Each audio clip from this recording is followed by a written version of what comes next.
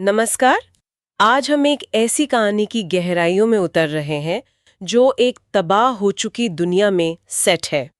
एक zombie virus है जिसने लगभग पूरी इंसानी सभ्यता को आप कह सकती हैं खत्म ही कर दिया है। बिल्कुल।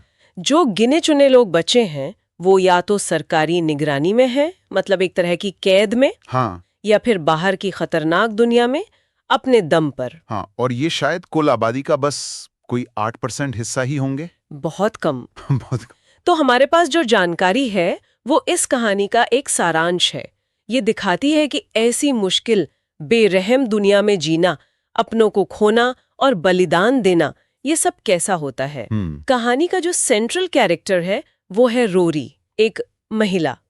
वो अपने पति और बेटी को खो चुकी है। और सबसे दर्दनाक बात यह है, हाँ, कि संक्रमण के बाद उन्हें उसे खुद ही मारना पड़ा। सोचिए जरा। और दूसरी तरफ है नोवा।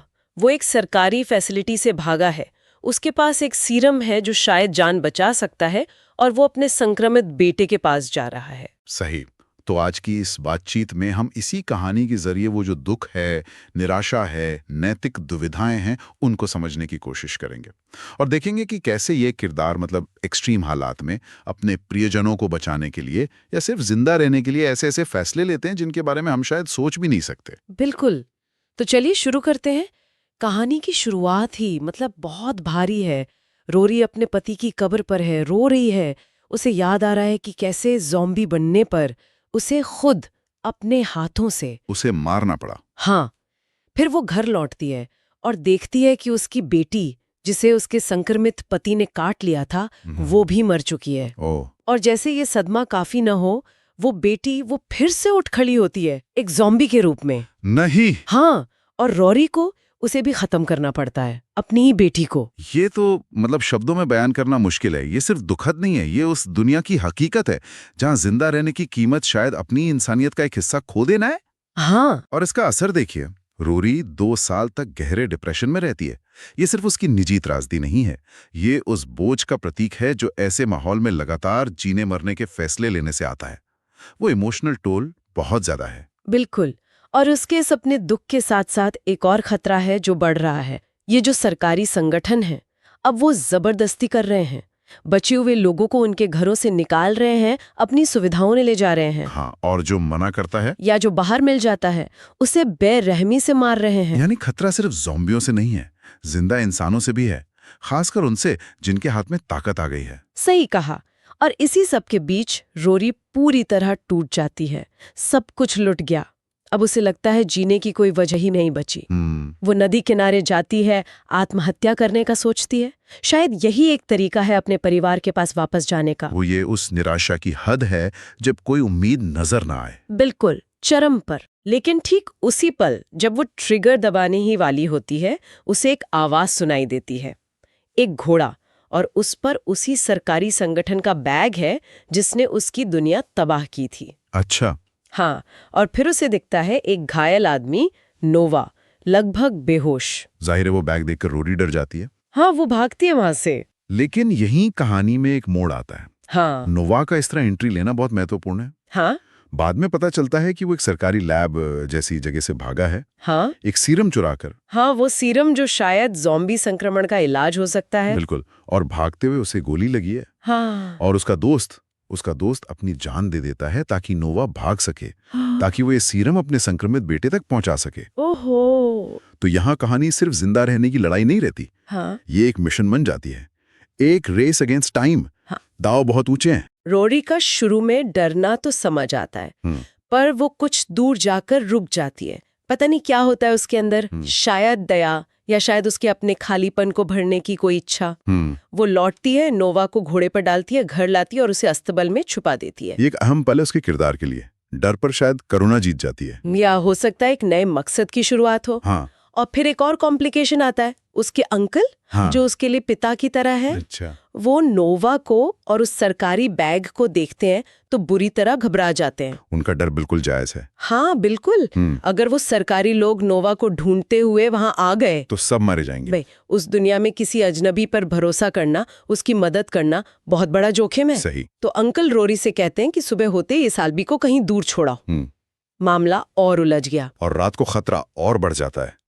रोरी देखती है कि नोवा अस्तबल में अपनी जगह पर नहीं है। कहाँ गया वो बाहर देखने जाती है तो नोवा अचानक उसका मुंह बंद कर देता है, चुप रहने का इशारा करता है। ज़ॉम्बी उनकी गंध पाकर करीब आ रहे होते हैं अस्तबल की तरफ।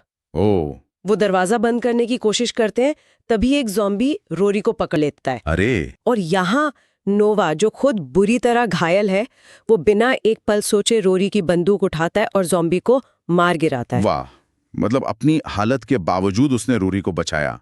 ये दिखाता है कि वो सिर्फ अपने मिशन में अंधा नहीं है, उसमें अभी भी दूसरों की परवाह बाकी है, शायद। हाँ, शायद वो समझता है कि अकेले बचना नामुमकिन है। बिल्कुल। ये एक तरह का आपसी बचाव का पल बन जाता है, एक अनकहा समझौता। इस घटना के बाद थोड़ा विश्वास बनता है शायद। नोवा बताता है कि वो सरकारी एजेंट नहीं है, वो बस एक पिता है जिसे अपने बेटे को बचाना है। बेटा 2 दिन पहले ही संक्रमित हुआ है और ये सीरम ही उसकी आखिरी उम्मीद है। अब रोरी को उसकी कहानी पर, उसकी लाचारी पर यकीन हो जाता है। और यहाँ रोरी का वादा करना, ये बहुत महत्वपूर्ण है। शायद अपने बच्चों को ना बचा पाने का जो अपराध बोध है, हाँ, वही उसे नोवा की मदद करने के लिए प्रेरित करता है। वो वादा करती है कि वो उसे घर पहुंचने में मदद करेगी। लेकिन अगली सुबह एक और ड्रामा। अंकल नोवा पर बंदूक तान देते हैं। अरे बाप रे! रोरी उन्हें समझाती है, कहती है कि ये भी हमारी तरह ही है, बस जीने की कोशिश कर रहा है। और फिर जो होता है वो बिल्कुल अनपेक्षित है। हाँ, अंकल, जो अभी कुछ घंटे पहले नोवा से छुटकारा पाना चाहते थे, वो देखते हैं कि गोली लगने की वजह से नोवा की हालत बहुत बिगड़ रही है। क्या हुआ उसे? उसकी छाती में हवा भर गई है, न्यूमोथोरेक्स जिसे कहते हैं, मतलब हवा फेफड़ों के बाहर जमा हो गई है। सांस लेना मुश्किल, वो मरने के करीब है। ओह, और डॉक्टर तो होगा नहीं वहां कोई नहीं। तब अंकल, जिनका शायद कोई मेडिकल तजुर्बा भी नहीं है, वो एक अविश्वसनीय जोखिम उठाते हैं। क्या करते हैं वो? खुद एक चीरा लगाकर किसी तरह, मतलब बहुत ही नाजुक प्रक्रिया है ये, उसकी छाती से वो फंसी हुई हवा निकालते हैं। कमाल है वो। हाँ, वो नोवा की जान बचा लेते हैं। हालांकि खून इतना बहता है कि नोवा फिर बेहोश हो जाता है। ये अंकल के किरदार की गहराई दिखाता है। कैसे संकट के समय इंसान के अंदर की अच्छाई या जिम्मेदारी जाग सकती है। उनका अपना डर उनकी इंसानियत पर हावी नहीं हुआ आखिर में। बिल्कुल। अब नोवा की ऐसी हालत देखकर रोरी एक बड़ा फैसला लेती हैं। वो कहती हैं कि अब वो खुद ये सीरम नोवा के बेटे तक पहुंचाएगी, अकेले। हाँ, अंकल उसे डांटते हैं, कहते हैं वो तुम्हारी बेटी नहीं है जिसके लिए तुम जान खतरे में डालो। लेकिन उनकी ये बहस चली रही होती है कि घर के अलार्म बज उठते हैं। खतरा आ गया। हाँ, सीसीटीवी में देखते हैं 2 सरकारी एजेंट बाहर खड़े हैं। वही वाले, लोगन और उसका साथी। हाँ, वही जो नोवा का पीछा कर रहे थे। अब भागने का कोई रास्ता नहीं दिख रहा। यहाँ से तो कहानी एकदम तेज हो जाती होगी, तनाव बहुत बढ़ गया होगा। बहुत ज्यादा। अंकल तुरंत चार्ज लेते हैं। वो रोरी और नोवा को पिछले दरवाजे से भागने को कहते हैं। नोवा को एक स्टैमिना इंजेक्शन देते हैं ताकि वो कुछ देर चल सके, और वादा करते हैं कि वो उनके पीछे आएंगे। पता था कि शायद ये वादा पूरा ना हो पाए। हाँ, जब एजेंट अंदर आते हैं, अंकल झूठ बोलते हैं कि नोवा यहाँ नहीं है, लेकिन लोगन चालाक है। उसने घोड़ों को भागते हुए देख लिया। और फिर हम देखते हैं सत्ता की क्रूरता का सबसे घिनौना चेहरा। क्या होता है? लोगन भागते हुए रोरी और नोवा पर गोली चलाता है। अंकल उन्हें बचाने के लिए जवाबी फायरिंग करते हैं, कई एजेंटों को मार गिराते हैं। लेकिन अकेले कब तक लड़ते हैं? हाँ, खुद गोलियों से छलनी हो जाते हैं। पर लोगन सिर्फ उन्हें मारता नहीं है। मतलब? गुस्से में और शायद अपनी ताकत दिखाने के लिए वो अंकल को बिजली के झटके देता है, टॉर्चर करता है, उन्हें तड़पा तड़पा कर मारता है। ये बहुत ही भयानक है। अंकल का बलिदान, ये जानते हुए भी कि कोई उम्मीद नहीं है, फिर भी लड़ना। बिल्कुल, अपने लोगों को बचाने के लिए। ये दिखाता है कि इंसान किस हद तक जा सकता है। और ये क्रूरता इतनी ज्यादा होती है कि लोगन का अपना साथी वो भी हिल जाता है। अच्छा? हाँ, वो लोगन का साथ छोड़ देता है, कहता है कि सरकार ने हमें इंसानों के साथ ऐसा करने का हुक्म नहीं दिया था। एक छोटा लेकिन महत्वपूर्ण बिंदु है। शायद संगठन में भी हर कोई एक जैसा नहीं है। लोगन की ये वहशत शायद उसकी अपनी है, जो सिस्टम की आड़ में बाहर आ रही है। बिल्कुल। उधर रोरी और नोआ किसी तरह जंगल में भाग निकलते हैं। नोआ को थोड़ा होश आता है, पर वो बुरी तरह घायल है।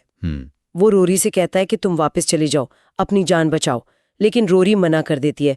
वो कहती है, मैं अपने पति और बेटी को नहीं बचा सकी। लेकिन मैं इस गिल्ट के साथ नहीं मरना चाहती कि मैंने तुम्हारे बेटे को बचाने में मदद नहीं की। क्या क्या ट्रांसफॉर्मेशन है उसके किरदार में, अपने निजी दुख से उठकर दूसरे के लिए लड़ने का जज्बा। लेकिन पीछा करने वाला लोगन, वो हार मानने वाला नहीं था। वो सेतवे पहुंच गया। हाँ, वो उन्हें ढूंढ लेता है, फायरिंग शुरू कर देता है।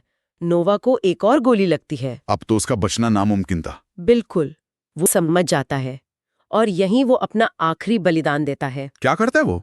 वो रोरी को जल्दी से अपने घर का पता समझाता है, सीरम वाला बैग उसे देता है और कहता है भागो। और खुद वो अपनी बची खुची ताकत समेटकर खड़ा हो जाता है, लोगन को रोकने के लिए, ताकि रोरी को कुछ और वक्त मिल जाए। कमाल का आदमी था वो भी। इसके बाद जो लड़ाई होती है वो इंतकाम और एक पिता की अपने बेटे को बचाने की जिद की कहानी है। लोगन बंदूक छोड़कर चाकू से हमला करता है। नोवा पहले ही मरने वाला है। लोगन उसके पेट में एक नुकीली लकड़ी तक घोम देता है। हे भगवान! लेकिन शायद अपने बेटे की तस्वीर या उसकी याद उसे वो ताकत देती है जिसकी कल्पना करना मुश्किल है। वो लड़ता है, अविश्वसनीय रूप से लड़ता है। लोगन का चाकू छीनकर उसकी गर्दन में मार देता है और फिर उसी की शॉटगन से उसे खत्म कर देता है। उसने बदला ले लिया, रोरी को बचा लिया, लेकिन खुद मौत के बिल्कुल करीब। और इस सब के दौरान रोरी भाग रही है अपनी जान बचाने के लिए। हाँ, रात हो जाती है, जंगल में ज़ॉम्बीज़ उसका पीछा करने लगते हैं। Oh no!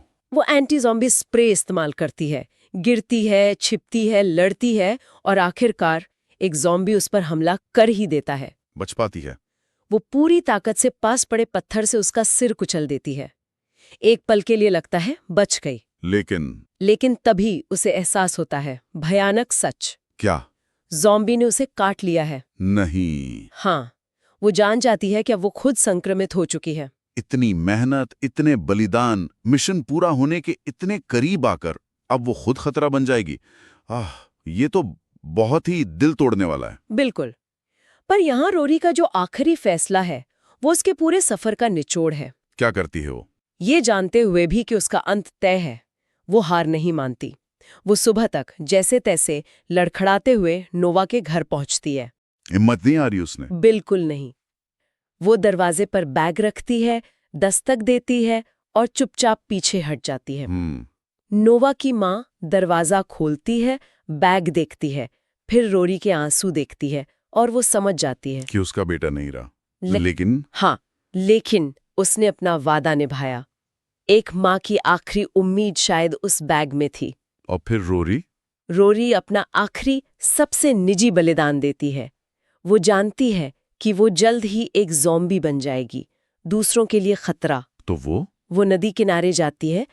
एक पल के लिए उसे अपनी बेटी का अक्स दिखता है, शायद भ्रम या शायद इतने दर्द के बाद शांति का एहसास। वो मुस्कुराती है, बंदूक अपनी गर्दन पर रखती है और गोली चला देती है। कहानी के अंत में एक छोटा सा विजुअल है। दिखाते हैं कि उसकी आंखें बदलने लगती हैं, जैसे संक्रमण हावी हो रहा हो। अच्छा। अगर वो खुद को खत्म नहीं करती तो वो एक और ज़ॉम्बी बन जाती। तो उसने न सिर्फ नोवा के बेटे तक इलाज पहुंचाया या उसकी उम्मीद पहुंचाई, बल्कि दुनिया को एक और खतरा बनने से भी बचाया। हाँ, उसका सफर अपने व्यक्तिगत नरक से शुरू होकर एक परम बलिदान पे खत्म होता है। क्या कहानी है! तो ये थी कहानी जिसमें नुकसान की कोई सीमा नहीं थी, जिसमें अनजाने लोग एक दूसरे के लिए लड़े और जिसमें बलिदान की कई परतें थी। हाँ, नोवा के दोस्त का बलिदान, फिर अंकल का, खुद नोवा का और आखिर में रोरी का। हर कदम पर किरदारों को ऐसे चुनाव करने पड़े जहाँ कोई भी रास्ता आसान नहीं था, कोई सही जवाब नहीं था शायद। बिल्कुल। ये कहानी दिखाती है कि कैसे ये जो भयानक हालात होते हैं वो इंसान के अंदर छुपी भावनाओं को बाहर लाते हैं। गहरा दुख, नाउम्मीदी, लेकिन साथ ही असाधारण हिम्मत और खुद को मिटा देने वाला जज्बा भी। हाँ, ये सवाल उठाती है कि जब दुनिया ही खत्म हो रही हो तब इंसानियत का मतलब क्या है। सही बात है। रोरी का सफर तो खास तौर पर बहुत मार्मिक है। अपनी तबाह जिंदगी से उठकर किसी और के लिए उम्मीद बनना और फिर आखिर में अपनी शर्तों पर शांति पाना, भले ही वो मौत में हो। इस कहानी के बाद एक सवाल मन में रह जाता है। क्या ऐसी परिस्थितियों में जहां हर पल मौत का साया हो, वाकई कोई सही या गलत फैसला होता है, या ये सिर्फ जीने की या शायद किसी मकसद के लिए मरने की एक अंतहीन जद्दोजहद है? सोचने वाली बात है। किरदारों ने जो रास्ते चुने वो उनके अपने मूल्यों के बारे में क्या बताते हैं और उस बेरहम दुनिया की सच्चाइयों के बारे में हमें क्या सिखाते हैं? बिल्कुल। इसी सवाल के साथ आज हम विदा लेते हैं।